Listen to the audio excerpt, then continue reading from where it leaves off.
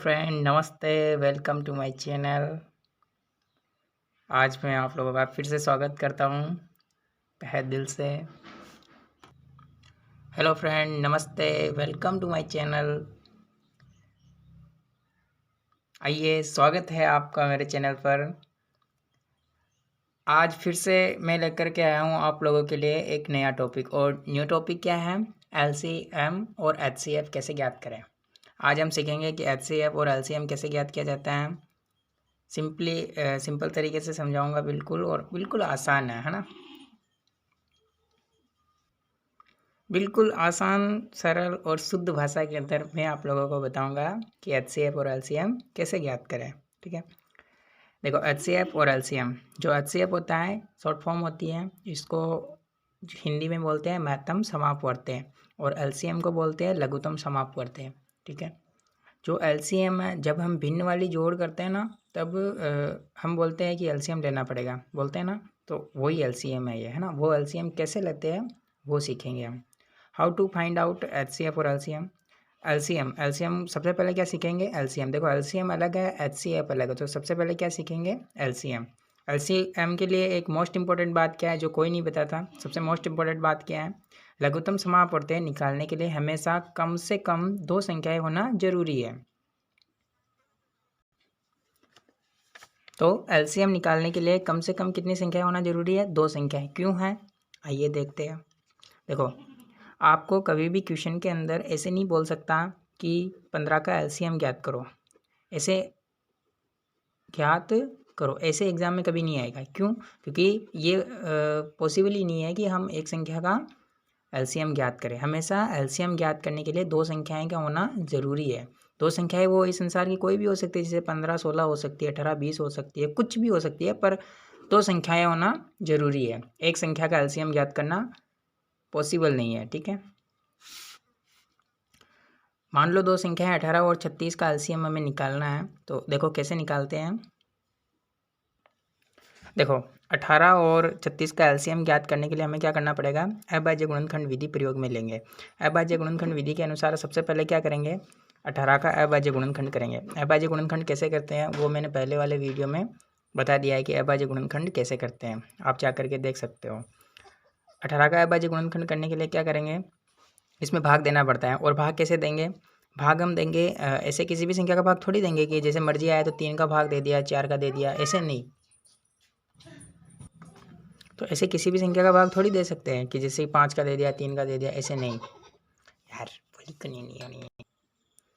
तो देखो इसके अंदर क्या करेंगे? 18 जो भी यहाँ संख्या होती है उसके अंदर हमें भाग देना होता है। और भाग कहाँ से देते हैं? भाग 2 से शुरू करते हैं। ठीक है, कहीं से भी बीच में से स्टार्ट नहीं करना है, हमेशा 2 से स्टार्ट करना है, अच्छा होता है ना। तो जैसे कि दिख रहा है कि 18 के अंदर 2 का भाग चला जाएगा। ठीक है, देखो होता यूँ है कि इस संख्या के अंदर यदि यहाँ पर हम 2 का भाग देते हैं, 2 का नहीं जाता है, तो फिर पूरी बार मतलब पूरी बार जाना चाहिए भाग, शेषफल 0 बचना चाहिए, है ना। ये इसमें कंडीशन होती है। ठीक है, तो 2 का भाग इसमें पूरी बार जा रहा है तो दे देंगे। अगर मान लो कोई संख्या होती है जैसे कि यहाँ 19 होता, तो 19 होता तो 2 का भाग पूरी बार नहीं जाता। तो 2 का भाग पूरी बार नहीं जाने के बाद हम क्या करते हैं? 3 में आ जाते हैं। फिर 3 का भाग पूरी बार, अगर 3 का भी नहीं जा रहा तो फिर 4 में आते हैं, फिर 5 में आते, फिर 6 में आते, ऐसे आगे तक चलता रहता है। लेकिन हमने देखा कि 18 के अंदर तो 2 का भाग पूरी बार चला जाएगा, तो आप दे दो। 2 का भाग 18 में दोगे तो कितनी बार? 9 बार जाता है। ठीक है, आप साइड में भाग दे करके देख लेना। उसके बाद में अब 9 में वापस चेक करेंगे 2 का भाग जाता है नहीं जाता है। तो भाई 9 में तो 2 का भाग नहीं जाता है, मैंने बोला था नहीं जाता है। तो आगे आएंगे, आगे कितना आता है? 3 आता है। तो 3 का भाग 9 में पूरी बार जाता है। जी बिल्कुल, 3 का भाग 9 में पूरी बार जाता है। तो ठीक है, 3 का भाग 9 में दे देंगे। कितनी बार जाएगा? 3 बार। जितनी बार जाता है वो ऐसे नीचे लिखते हैं यहाँ पर। ठीक है, याद रखना। अब इस 3 के अंदर 3 का भाग जाएगा क्या? बिल्कुल, 3 का भाग 3 में एक बार जाता है। ठीक है, ये 3 का भाग 3 में एक बार, मैंने 3 का भाग 3 में कितनी बार गया? एक बार। मैंने पिछले वीडियो में बताया था कि हमें अभाज्य गुणनखंड कब तक करना है? जहाँ जब तक यहाँ अंतिम में क्या ना आ जाए? एक ना आ जाए। यहाँ एक आ गया ना, अब ये अभाज्य गुणनखंड खत्म हो गया। ठीक है, इसको कहाँ लिखेंगे? इनको नीचे लिखेंगे। ये वाले जो है ना अभाज्य गुणनखंड, इनको नीचे लिखेंगे। 2 इंटू 3 इंटू 3। ठीक है, ओके।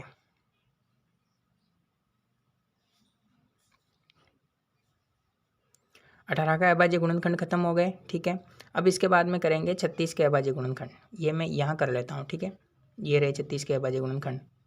सबसे पहले क्या करेंगे, 2 से शुरू करेंगे। क्या 2 का भाग 36 में पूरी पूरी बार जाता है? जी बिल्कुल, 2 का भाग 36 में पूरी बार जाता है। ठीक है, तो जाता है तो दे देंगे।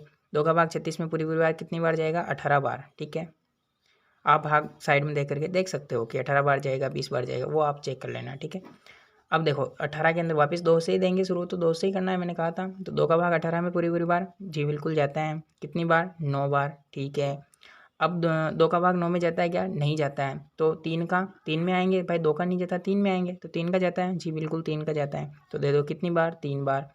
3 में 3 का 1 बार, ये लीजिए 1 आ गया, ख़त्म हो गया मामला। इसको भी नीचे लिखो, इस वाले को 2 इंटू 2 इंटू 3 इंटू 3। ठीक है, ये इस वाले का अभाज्य गुणनखंड हो गया, ये इस वाले का अभाज्य गुणनखंड हो गया। अब देखो क्या होता है कि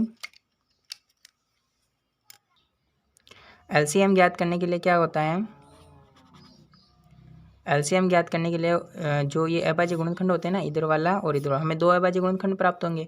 इन 2 अभाज्य गुणनखंड जो प्राप्त होंगे, इनमें एलसीएम ज्ञात करने के लिए प्रत्येक अंक जो, जैसे कि इसमें 2 भी आ रहा है, 3 भी आ रहा है ना, तो ये 2 और 3 आ रहा है, इनकी अधिकतम घात को नीचे लिखते हैं। दोनों में से अधिकतम घात किसकी है? देखो देखो कैसे समझने की कोशिश करना।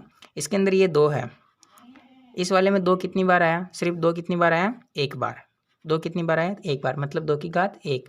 इस वाले में 2 कितनी बार है? इस वाले में 2 कितनी बार है? 2 बार है। तो इनको 2 की घात 2 लिख सकता हूँ। अब आपको कौन सा वाला लिखना है? आपको बड़ा वाला लिखना है। तो इसमें 2 की घात 2 है और इसमें 2 की घात 1 है। दोनों में से बड़ा कौन सा है? 2 की घात 2 है या 2 की घात 1 है? तो आप कहोगे 2 की घात 2। तो आप नीचे क्या लिखोगे? 2 की घात 2 लिख दिया। एक ही लिखना है दोनों, ऐसा मत कर देना 2 की घात 2 भी लिख दिया, 2 की घात 1 भी लिख दिया, नहीं। दोनों में से आपको, देखो आप यहाँ पर 2 को देख रहे हो तो इधर भी आपको 2 को ही देखना है ना। तो और जिस चीज़ को आप यूज करो उसके ऊपर गोला बना दो, ताकि आपको याद रहे कि मैंने किस किस को काम में ले लिया है। तो इधर 2 की घात 2 बना और इधर 2 की घात 1 बना। बड़ा कौन सा है? 2 की घात 2। ठीक है, अब यही सेम कंडीशन दूसरे वाले अंकों पे लागू होगी। अब यहाँ कितना है? 3 है। ठीक है, तो इधर 3 की घात, सॉरी मतलब 3 कितनी बार आया? 2 बार। तो 3 की घात 2। ठीक है, 3 2 बार आया तो 3 की घात 2 लिख दिया। इधर 3 कितनी बार आ रहा है? इधर 3 आ रहा है 3 की घात 2, यानी कि इधर भी 3 कितनी बार है? 2 बार है। तो 3 की घात 2। इधर क्या है? 3 की घात 2। बड़ा कौन सा है? तो बड़ा भाई दोनों बराबर है, ये भी 3 की घात 2 है, ये भी 3 की घात 2, तो दोनों में से कौन सा लिखना है? 1 लिखना है। तो 1 आप कौन सा भी लिख दो। ठीक है, अब आप चेक करोगे क्या इसमें से कोई अंक छूट रहा है? तो जी बिल्कुल नहीं, यहाँ पर 2 यूज हो चुका है, यहाँ 3 यूज हो गया, यहाँ भी हो गया। मेरे इस अभाज्य गुणनखंड में ऐसा कोई भी अंक नहीं है जो, मतलब जिसके ऊपर मैंने गोला न बनाया हो और जो छूट रहा हो, ऐसा कोई भी अंक नहीं है। तो सारे अंकों को आपको काम में लेना है। ठीक है, एक नेक्स्ट उदाहरण और लेंगे, उसमें आपको अच्छे से समझ में आ जाएगा। ठीक है, तो एलसीएम बराबर क्या लिखोगे?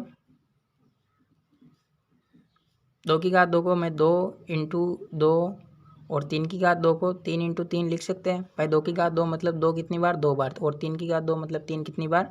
2 बार। अभी को सिंपली गुना करना है, 2 दूनी 4, 4 तेरी 12 और बार तिया कितने होता है? 36। तो 36 क्या है इसका आंसर? ये क्या है? एलसीएम। ठीक है, उसी क्वेश्चन का हम एलसीएम हमने ज्ञात किया था, उसी क्वेश्चन का हम एचसीएफ ज्ञात करते हैं। ठीक है, तो 18 और 36 का मैं मुझे क्या ज्ञात करना है? एचसीएफ ज्ञात करना है। ठीक है, देखो एचसीएफ कैसे ज्ञात करते हो? तो एचसीएफ भी उसी प्रकार ज्ञात करते हैं। उसी प्रकार हमें 18 का सबसे पहले, आपको चाहे एलसीएम ज्ञात करना हो चाहे एचसीएफ ज्ञात करना हो, आपको सबसे पहले अभाज्य गुणनखंड तो करने ही पड़ेंगे। तो कीजिए, वही 18 के अंदर सबसे पहले 2 का भाग पूरी पूरी बार जाता है, कितनी बार गया? 9 बार। अब 9 में 2 का जाता है? जी बिल्कुल नहीं जाता है, नहीं जाता है तो आप 3 में आ जाओगे। ठीक है, 3 में 3 का भाग 9 में 3 बार। ठीक है, और 3 में 3 का 1 बार। राइट, ये समझ में आ गया होगा। ठीक है, इनको वापस नीचे लिखना है, चलो मैं लिख ही देता हूँ। ठीक है, इनको यहाँ नीचे लिखेंगे अभाज्य गुणनखंड को, 2 इंटू 3 इंटू 3। ठीक है, अब हम मुझे 36 के भी अभाज्य गुणनखंड करने पड़ेंगे, तो करो। सबसे पहले 2 का भाग दोगे, पूरी पूरी बार जाता है? जी बिल्कुल 36 में पूरी पूरी बार जाएगा। तो ये 2 का भाग 36 में कितनी बार? 18 बार। 2 का भाग 18 में जाएगा? जी जाता है। कितनी बार? 9 बार। अब 2 का भाग 9 में जाता है क्या पूरी पूरी बार? जी बिल्कुल पूरी पूरी बार नहीं जाता है, नहीं जाता है तो नहीं देंगे, यही बोला था। अब 3 में आ जाओ भाई, 2 का नहीं जाता है तो अब आपको 3 में आना है। तो 3 का पूरी पूरी बार जाता है? जी बिल्कुल जाता है, तो जाता है तो दे दो। कितनी बार गया, 3 बार। अब 3 का 3 में एक बार जाता है, ठीक है। मैंने कहा था भाई अंतिम में 1 आने के बाद हम आगे अभाज्य गुणनखंड नहीं करते हैं, ठीक है, छोड़ देते हैं। इसके भी अभाज्य गुणनखंड नीचे लिखेंगे, लिखो 2 इंटू 2 इंटू 3 इंटू 3। मैंने इन वालों को क्या लिख दिया, ऐसे लिख दिया, ठीक है। आप बराबर में बहुत से सर ऐसे आगे 36 भी लिखवाते हैं ना, जैसे हमने 36 वाले का लिखा था बराबर में 36 लगा दिया, और इधर 18 वाला का लिखा था बराबर में क्या लगा दिया, 18 लगा दिया। तो लिख भी सकते हो, नहीं भी लिख सकते हो, ऐसी कोई बड़ी बात नहीं है, ठीक है। अब आप HCF लिखोगे, है ना, ये रहा HCF। HCF सबसे सरल है, HCF इतना सरल है कि मतलब पूछो मत, है ना। HCF बहुत सरल है। HCF में तो आपको कुछ नहीं करना, आपको बस जोड़े बनाने हैं, है ना। जोड़े मतलब जैसे कि इधर से आपको एक 2 उठाया, 1 2 उठा लिया, इधर से भी 1 2 उठाओ, है तो उठाओ, अगर नहीं है तो छोड़ दो। जैसे यहाँ से 1 2 उठाया, यहाँ से 1 2 उठाया, जोड़ा हो गया ना। जोड़ा का मतलब 2 आदमी, जो 2 आदमी होते हैं ना उनको जोड़ा बोलते हैं, कहने का मतलब। तो ये 2 2 जोड़ा हो गया, तो हो गया, तो नीचे लिखो, ठीक है। यहाँ से 1 3 उठाओ, इधर से भी कहीं पे 3 है क्या, जी बिल्कुल, ये रहा, ठीक है। ये यहाँ नीचे लिखो, यहाँ से 1 3 रह रहा है ना, इस 3 को यहाँ से उठाओ, इधर से भी क्या 1 3 और है क्या, जी बिल्कुल, तो हो गए 1 3 इधर से 1 3 इधर से, और कहाँ लिखना है, नीचे लिखना है। अब देखो इसके अंदर 2 काम में आ गया, 3 भी आ गया, 3 भी आ गया, और इसमें 2 3 ये सब, लेकिन यहाँ पे 2 बच गया। अब अगर आप यहाँ से क्या उठाते हो, 2 को उठाते हो, पर मैंने कहा था भाई इधर से अगर 2 ले रहे हो तो फिर इधर भी 1 2 और होना चाहिए। तो इधर है क्या, 2 नहीं है, तो 2 नहीं है, तो फिर इनका जोड़ा कहाँ बना, नहीं बनाना, तो नहीं बना तो इसको नहीं लेंगे, छोड़ देंगे। और ऐसे जिस जिसका जोड़ा बनता है उसको ही नीचे उतारा जाता है, बाकी को नहीं लिया जाता है, ठीक है। तो जिस जिसका बन रहा था मैंने उसको नीचे उतार दिया, बाकी को छोड़ दिया, ठीक है। और इसको सिंपली गुना कर लेंगे, तो 3 दूनी 6 और 6 तेरी 18, तो HCF क्या है, 18, दैट इज आंसर। देखो यहाँ पर LCM कितना आया, 36, और यहाँ पर HCF कितना आया, 18, ठीक है।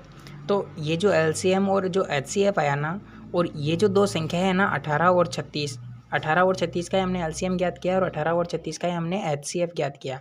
तो इन LCM HCF और ये 2 संख्या है, इन चारों के अंदर एक संबंध होता है, और वो संबंध क्या होता है, जो भी आप लोगों को मैं बताता हूँ। HCF और LCM में क्या संबंध होता है, जो देखो HCF इंटू LCM बराबर होता है पहली संख्या इंटू दूसरी संख्या। तो यहाँ HCF और LCM देखो, पहली संख्या इंटू दूसरी संख्या, मतलब हमने 2 संख्याएं ली थी, 18 और 36, 2 संख्याएं लेते हैं, उसी का हम HCF और LCM ज्ञात करते हैं। वो जो 2 संख्याएं लेते हैं उनमें से एक संख्या को पहली संख्या और एक संख्या को दूसरी संख्या मान लेते हैं, फिर उन दोनों संख्याओं से हम HCF भी निकालते हैं और LCM भी निकालते हैं। तो इस नियम को अगर मैं जो ये नीचे वाला क्वेश्चन है इस पर लागू करता हूँ, तो देखो कैसे।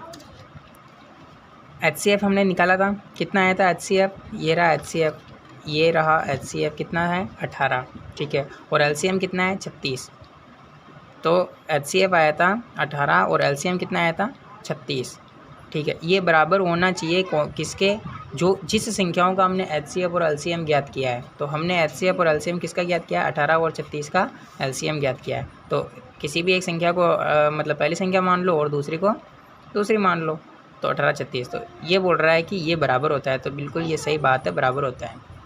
यहाँ समझ में नहीं आया होगा, देखो इसका यूज क्या होता है, ये जो नियम है ना इसका यूज क्या होता है। बहुत सी बार क्वेश्चन जो आता है परीक्षा में वो अलग तरीके से भी आता है। वो कैसे आता है कि आपको क्या करता है कि वो सिंपली डायरेक्ट ऐसे बोलता है कि माना कि कोई 2 संख्याएँ हैं जिसका LCM है। कभी कभी क्वेश्चन ऐसे भी आ सकता है कि जैसे कि माना कि 2 संख्या है X व Y दी गई है, जिनका LCM कितना है 10 है और HCF कितना है 5 है। तो 2 संख्या X और Y कौन सी भी हो सकती है जिसका LCM दिया हुआ 10 है, HCF 5 है, तथा एक संख्या Y का मान कितना है 2 है। तो दूसरी संख्या ज्ञात करो। तो देखो यहाँ क्या हुआ कि हमें HCF दे दिया, LCM दे दिया, और 2 जो संख्याएँ होती है जिनका हम LCM और HCF ज्ञात करते हैं उनमें से एक संख्या का मान 2 दे दिया। तो हमें एक जो बची हुई संख्या वो पूछ रहा है, तब इस नियम का पालन होता है। HCF इंटू LCM बराबर पहली संख्या इंटू दूसरी संख्या। तो लगा दो HCF, तो ये नियम काम में आता है। कौन सा वाला, HCF और LCM। कैसे, देखो HCF इंटू LCM बराबर होता है पहली संख्या इंटू दूसरी संख्या। तो यहाँ LCM कितना दिया हुआ है, LCM 10 दिया हुआ है, इसके गुणा में HCF लिखो, कितना दिया हुआ है 5, बराबर किसके होता है पहली संख्या इंटू दूसरी संख्या। पहली संख्या कौन सी है, इसको 2 को आप पहली संख्या मान सकते हो, दूसरी संख्या मान सकते हो। मैं इसको यहाँ बोल रहा है कि एक संख्या y का मान दिया हुआ है, तो y का दिया हुआ है तो y दूसरी संख्या है, ठीक है। तो पहली संख्या हमें ज्ञात करनी है x, और y का मान कितना दिया हुआ है 2। तो इसने यही तो पूछा कि दूसरी संख्या का ज्ञात मतलब मान ज्ञात कीजिए, जो एक बची हुई संख्या है उसका मान ज्ञात करना है। तो वो संख्या मान लेता हूँ मैं x है। तो यहाँ से देखो 10 × 5 कितना होता है 50, बराबर कितना हुआ 2x, ठीक है। और यहाँ से x बराबर कितना आएगा, यहाँ देखो x बराबर कितना आएगा 50 के बटे में 2 आ जाएगा। कैसे कि 2x 50 है तो यहाँ x रह जाएगा, और 2 गुणा में तो इधर आएगा, पक्षांतरण करेंगे तो किस में आएगा भाग में आएगा। मैंने इस चीज़ को कहाँ लिख दिया, यहाँ लिख दिया x बराबर 50 बटे 2। तो बराबर कितना आएगा 2 का भाग 50 में कितनी बार जाएगा 25 बार। तो x का मान कितना है 25। तो इस तरह ये सूत्र काम में आता है।